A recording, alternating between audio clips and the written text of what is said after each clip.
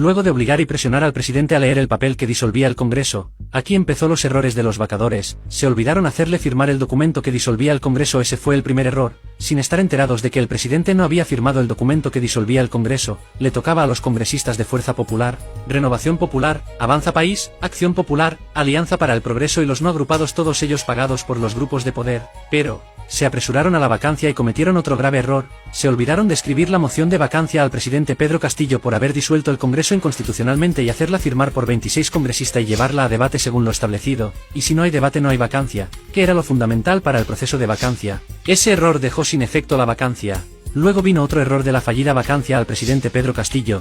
Fue que cambiaron la hora de la vacancia por traición a la patria, que era a las 7 de la tarde, y lo adelantaron al mediodía sin que esto se haga en el pleno del Congreso. Pero ya no era la moción de vacancia por traición a la patria, sino por golpe de Estado, por querer cerrar el Congreso. Así cambiaron la hora sin tener en conocimiento los del pleno del Congreso. Pero como ya se había acordado pagarle a la prensa 1.800 millones de soles, la prensa se encargó de hacer válida esa vacancia fallida conjuntamente con la cúpula de la señora Fiscal de la Nación y el Tribunal Constitucional. Luego la Fiscal de la Nación fue con el coronel Colchado y su cúpula a obligarlo a firmar el documento que disolvía el Congreso, pero para ese momento ya estaba a su lado el abogado Aníbal Torres, quien lo defendió del plan de esta cúpula de mafiosos. Mientras en el Congreso se desesperaban por vacar al presidente, la señora Dina Boluarte ya tenía el discurso escrito por la señora Keiko Fujimori para tomar el mando de presidenta. El acuerdo era que, si ella iba a estar con los congresistas de la derecha, debía de vestir de amarillo y jurar que se quedaría hasta el 2026, ya que en plazas públicas Dina Boluarte juraba que se iba, si vacaban al presidente. Luego vendría lo que se había planeado entre Vladimiro Montesinos y Alberto Otárola, que él tome el Ministerio del Interior y que conjuntamente con los altos mandos de las Fuerzas Armadas maten a pobladores, en las protestas que se venían por el secuestro de Pedro Castillo,